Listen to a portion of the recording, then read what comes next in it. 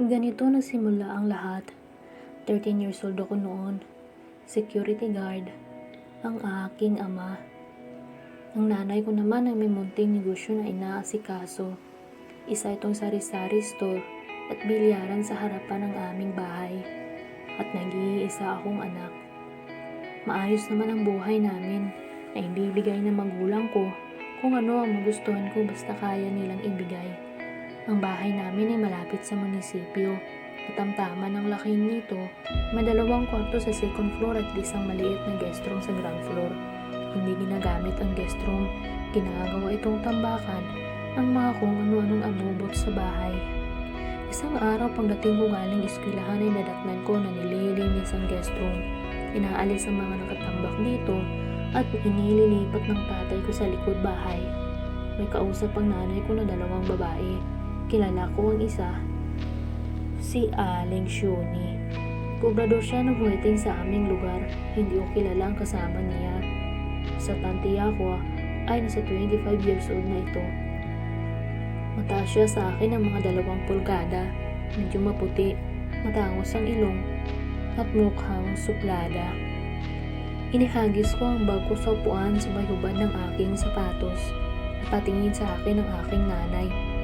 Ang bag mo, huwag mo hayaan na pakalat-kalat dyan. Ilagay mo sa kwarto mo. Pati sapatos mo, itago mo sa kabinet. Sita ng nanay ko sa akin. Napatingin si Aling Shuni at ang kasama niyang babae. Ito na ba si Dundun? Abay, binata na ah. Anong grade ka na ba? Tanong niya. High school na po ako. First year. Tugon ko naman. Ngumiti sa akin ang kasama niyang babae pero di siya nagsalita. Pumasok na ako sa aking kwarto at nagpahinga. Makalipas ang kalahating oras ay tinawag ako ng aking nanay at sinabing kakain na kami.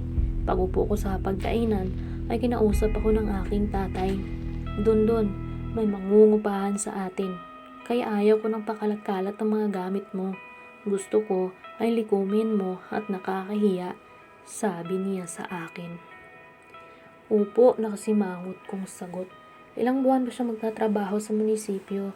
Tanong ng nanay ko. Di ko na itanong, pero nagbayad siya ng advance ng 6 na buwan. Tugon ng tatay ko. Nakikinig lang ako sa usapan nila, pero mas pinagtuunan ko ng pansin ang ulam namin na pritong baboy. Naisip ko lang ay di na ako makapanood ng malalaswang DVD sa aming sala kapag tulog na ang mga magulang ko. Dito kasi ang kwarto niya sa baba at baka lumabas siya ng kwarto kapag nanonood ako. Pagdating ng Sabado wala akong pasok. Maaga akong gumising para mag-basketball. Pagbaba ko sa sala, ay nakita ko si nanay na inaayos ang guest room. Kasama niya ang babaeng uumpa dito. Gising ka na pala. Wilma, si Dundun anak ko, sabi ni nanay. Good morning po, sabi ko. Ngumiti lang siya sa akin, naka-walking short siya at naka-blouse. Pumunta ako sa bandang kusina para hanapin ang bola ko. Naririnig ko ang kwentuhan ng 2. Tinatanong ng nanay ko si Wilma kung may asawa na at narinig ko na dalaga pa siya. Marami pa silang pinag-usapan pero hindi ko na yun inintindi. Umuwi ako ng bandang tanghalian na abutan ko ang nanay ko na naghahain. Mag-shower ka na at kakain na tayo, sabi niya sa akin. Nag-shower ako ng mabilis. Paglabas ko sa banyo ay nasa hapagkainan na sinainay kasama si Wilma. Umupo ako sa kabilang dulo ng misa. Nagkwentuhan silang 2 pero di ko na pinakikinggan kung ano man iyon. Lumipas ang 1 buwan, ganun ang sitwasyon sa bahay namin. Kasabay namin si Ate Wilma sa hapunan, pero kapag tanghalian ay di ko siya nakakasabay.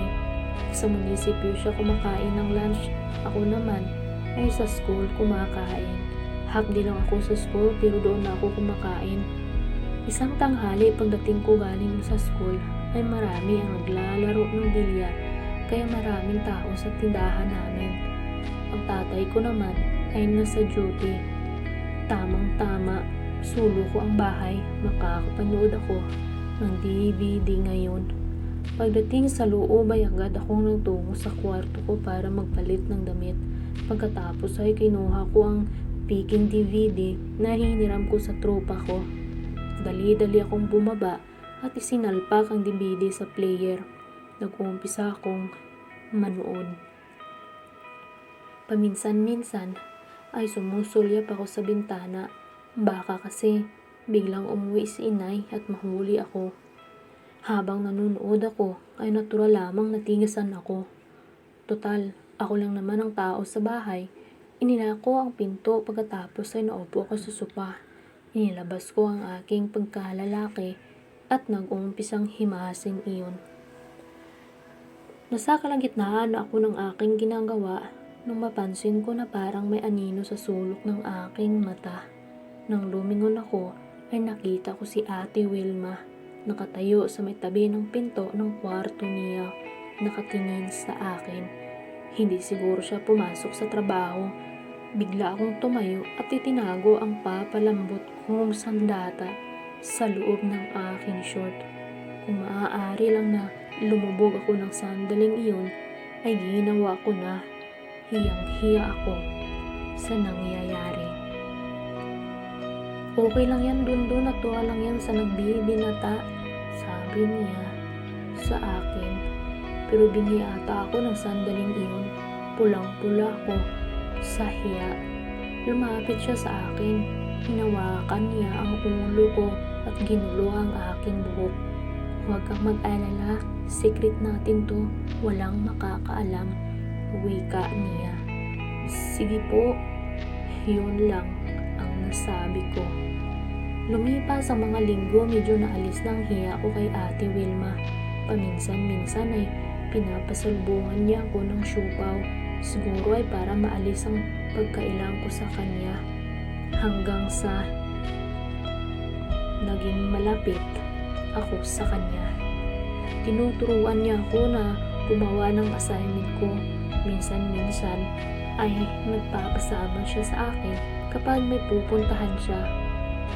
Malimit kapag weekend, pagkatapos kong mag-basketball ay nanonood kami ng DVD sa bahay. Dahil sa kalimitan at sa duty si tatay at si nanay naman ay abala sa tindahan, kaya kami ang naging halos magkabarkada kapag weekend.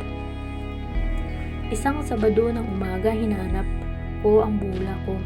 Habang nagkakapi si tatay dahil wala siyang pasok, lumabas si Ate Wilma sa kwarto niya, takot na takot. Mukhang kagigising lang. Kuya, may ahas po sa kwarto ko, sabi niya sa tatay ko. Agad na tumayo ang tatay ko. Naghanap ng pamalo. Nakita niya ang isang tako ng bilyar sa isang sulok at kinuha ito. Malaki ba? Tanong niya kay Ate Wilma. Kasing taba po ng daliri ko, sagot niya. Hindi ako nakakilos. Takot din kasi ako sa ahas. Pumasok si tatay sa loob ng kwarto. Saan mo ba nakita? Tanong niya. Diyan kuya sa sulok, sa tabi ng kabinet, tugon ni Ate Wilma. Maya-maya pa ay nagkalampagan na sa loob ng silid. Napakapit si Ate Wilma sa braso ko. Nanlalamig siya. Pagkatapos noon ay lumabas si tatay sa silid. Hawak ang kanang kamay ang tako ng bilyar at sa kaliwa naman ay isang ahas na kasing taba ng kalingkingan ko. Kulay itim iyon. Ahas tulog daw iyon, ayon sa aking ama. Di makamandag at kalimitan ay takot sa tao. Kahit na po ahas pa rin yan, sabi ng nanlalamig na si Wilma. Kinagabihan habang naghahaponan kami, nagpaalam si Wilma sa magulang ko na kung maaari ay doon daw muna ako matulog sa kwarto niya. Natatakot daw kasi siyang mag-isa. Naku, walang problema. Yun lang eh. Doon, samahan mo muna si ate mo, Wilma, sabi ng nanay ko. Tumango lang ako pero kung ako ang tatanungin ay ayaw ko kasi natatakot din ako sa ahas. Parang gusto kong sabihin na doon na lang siya matulog sa kwarto ko at sigurado walang ahas doon.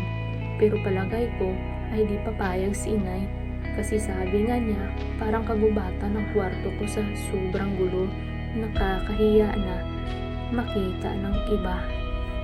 Pagkatapos ng hapunan ay naghanda na ang tatay ko para pumasok. Si nanay naman ay nagligpit ng aming pinagkainan. Ako naman ay nanood ng TV. Si Ate Wilma ay nasa banyo naliligo ata. Pagkatapos ng nanay ko sa ligpitin ay nanood na rin ito ng TV.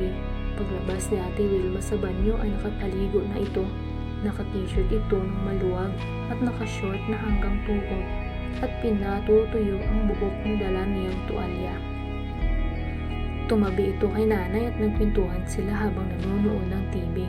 Maya-maya pa ay nagpaalam na si tatay na papasok na. Panggabi kasi siya. Inaantok na ako pero ayaw ko mauna sa kwarto ni Wilma. Natatakot ako.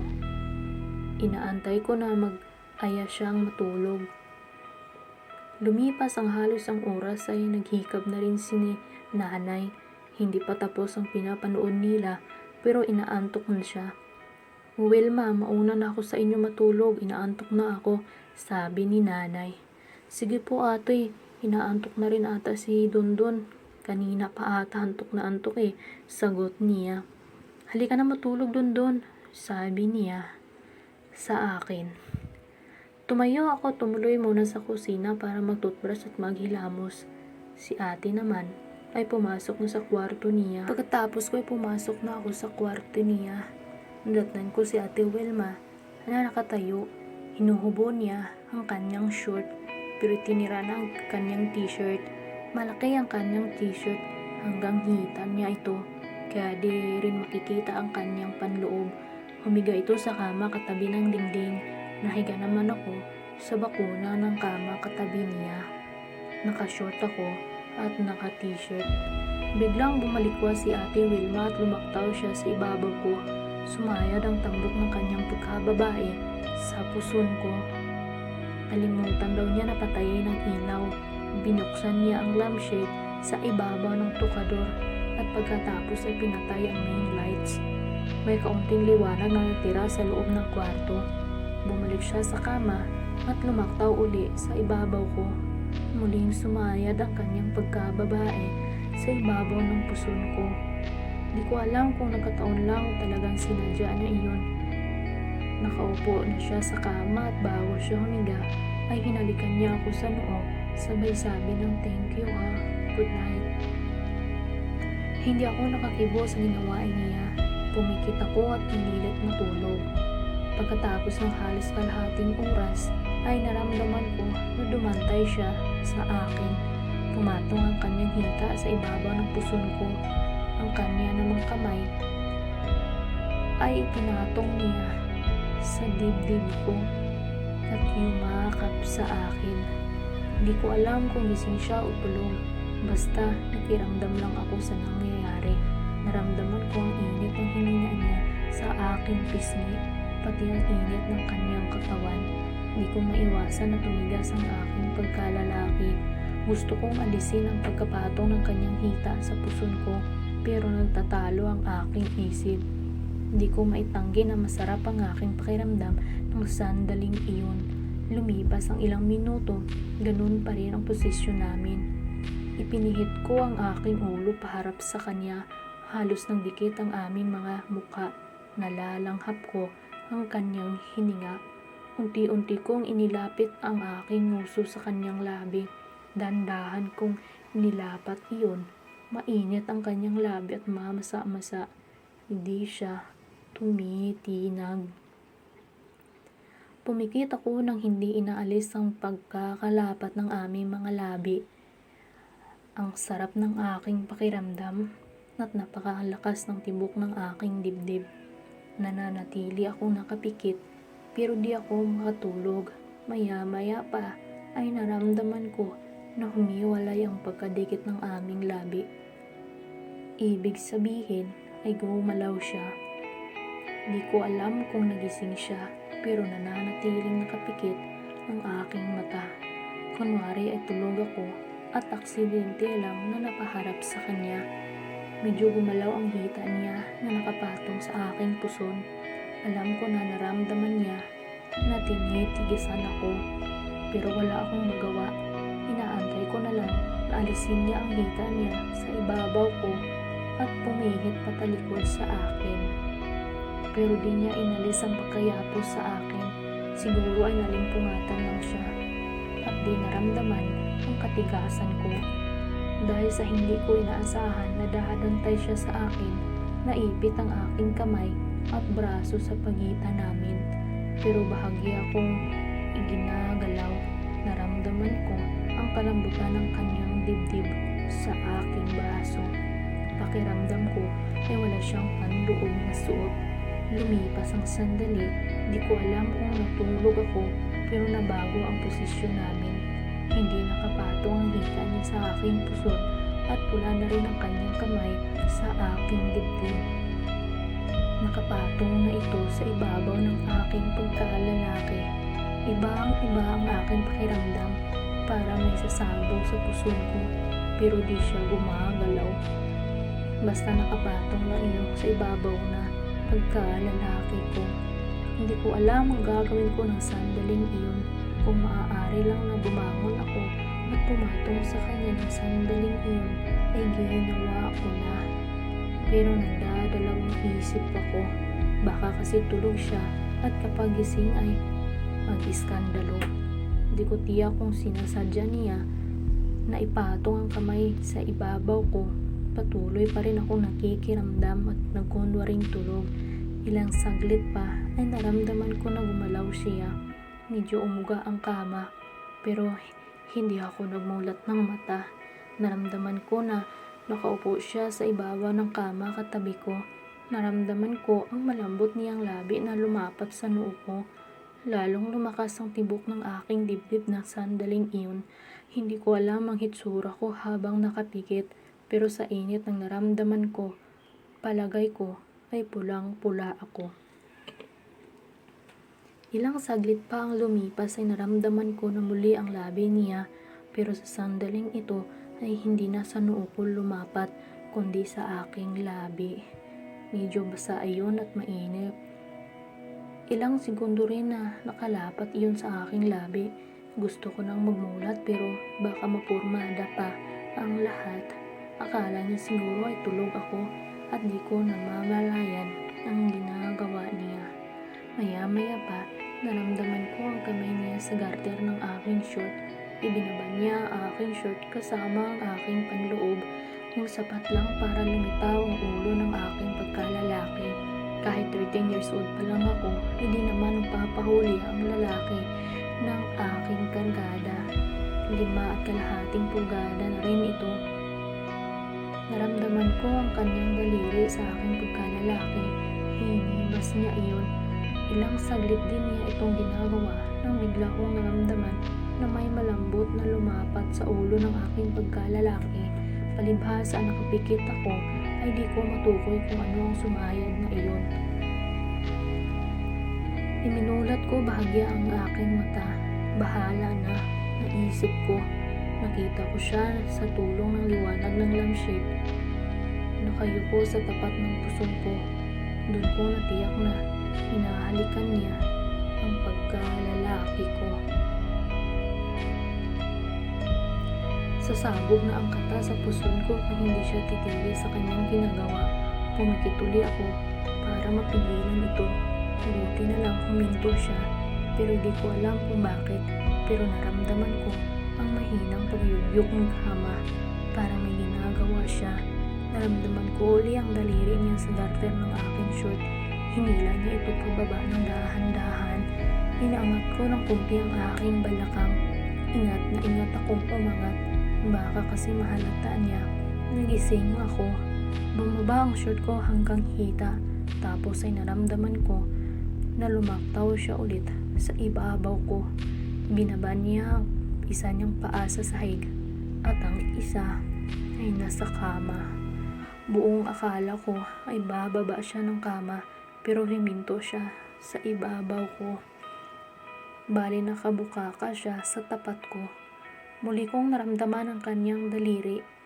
Sinapo ang kanyang kamay ang aking pagkalalaki at naramdaman ko Muli itong sumayad sa isang malambot na bagay. Pero ngayon ay iba ang aking pakiramdam.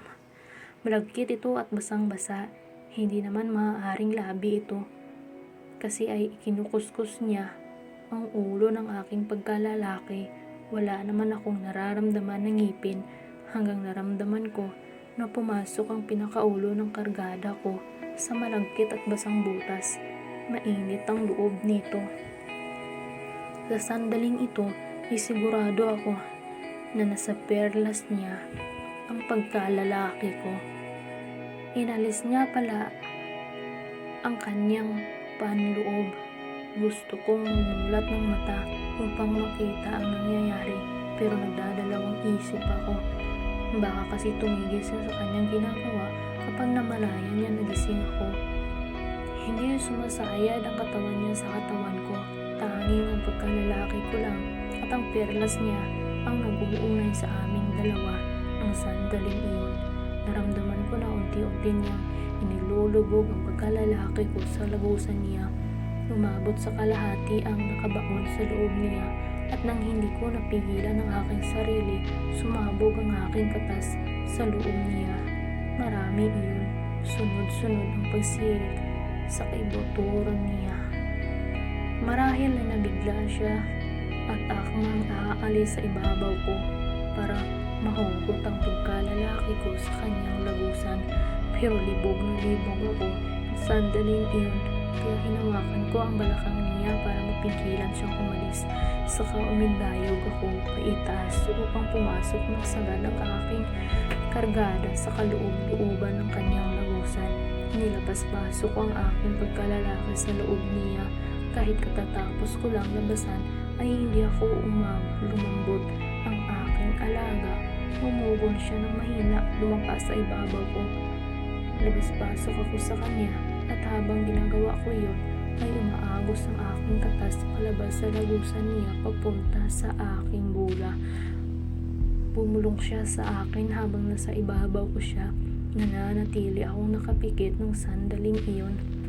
Dundun, walang makakaalam nito, bulong niya sa akin. Hindi ako kumigo pero patuloy ako sa pag-indayog. Sinalubong ng balakang niya ang bawat indayog ko. Secret natin to ha, sabi niya uli sa akin na minyo nangangatal ang boses. Nagmulat ako ng mata at tumango. Nakatitig siya sa akin. Magkatapat ang aming mga muka. Nalikan niya ako sa labi. Tapos ay umangat siya at naupo sa ibabaw ko. Habang nakapasok ang sandata ko sa hihas niya, hinubad niya ang t-shirt niya at tumambad sa harap ko ang kanyang pakwan. Katamtaman ng laki nito at magpula ang dulo. Dumapa uli siya sa ibabaw ko at itinaas pababa niya ang kanyang balakang. Don't forget to subscribe to my channel and click the bell button para sa susunod nating kwento.